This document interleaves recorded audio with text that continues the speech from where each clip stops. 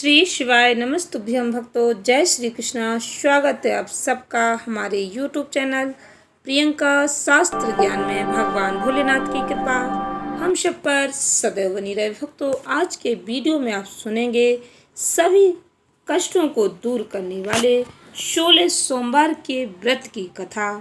इस व्रत कथा को श्रवण करने मात्र से देवादिदेव महादेव की कृपा भक्तों को प्राप्त होती है।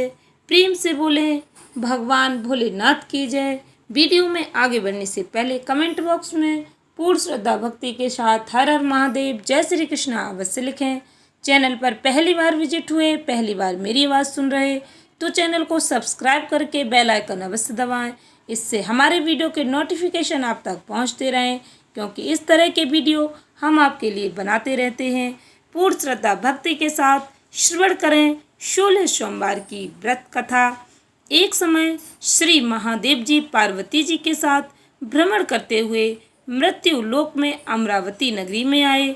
वहाँ के राजा ने शिव जी का मंदिर बनवाया था, जो अत्यंत भव्य और रमणीक था, मन को शांति पहुँचाने वाला था। भ्रमण करते समय शिव जी पार्वती जी वहाँ पर ठहर गए।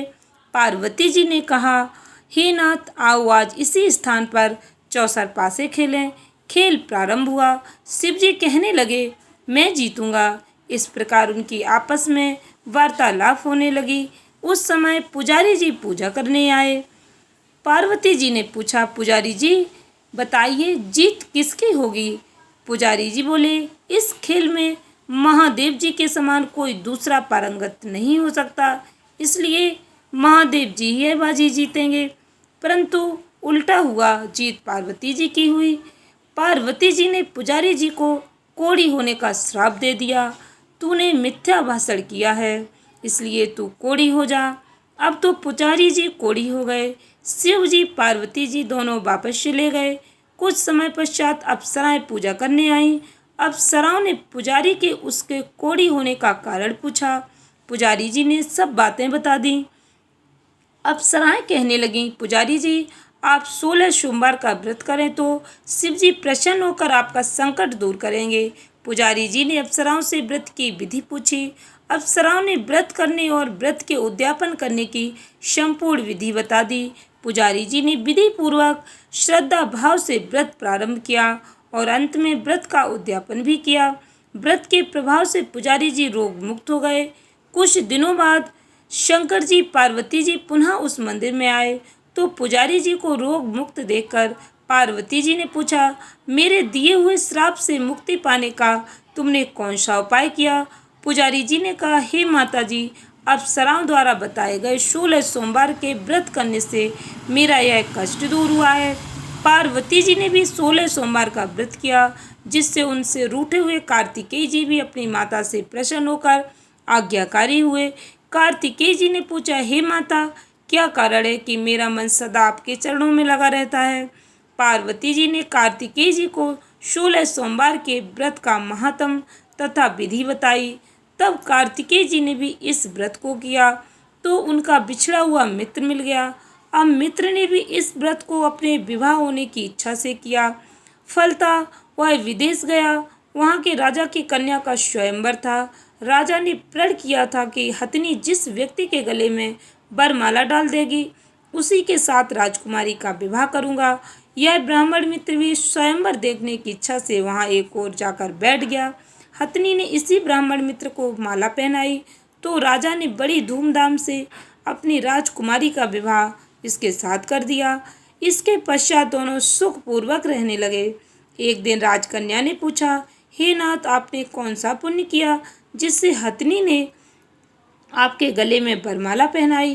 ब्राह्मण पति ने कहा, मैंने कार्तिकेय जी द्वारा बताए अनुसार 16 सोमवार का व्रत पूर्ण विधि विधान सहित श्रद्धा भक्ति से किया, जिसके फल के कारण मुझे तुम्हारे जैसी सौभाग्यशाली पत्नी मिली।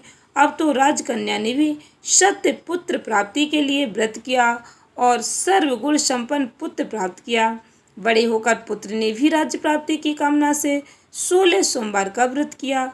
राजा के देवलोक होने पर इसी ब्राह्मण कुमार को राजगद्दी मिली। फिर भी वह इस व्रत को करता रहा। एक दिन उसने अपनी पत्नी से पूजा सामग्री शिवालय ले चलने को कहा, परंतु उसने पूजा सामग्री अपनी दासियों द्वारा भिजवा दी।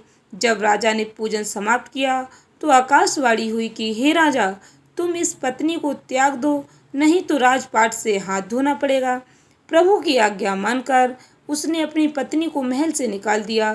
तब वह अपने भाग्य को कोसती हुई एक बुढ़िया के पास गई और अपना दुखड़ा सुनाया।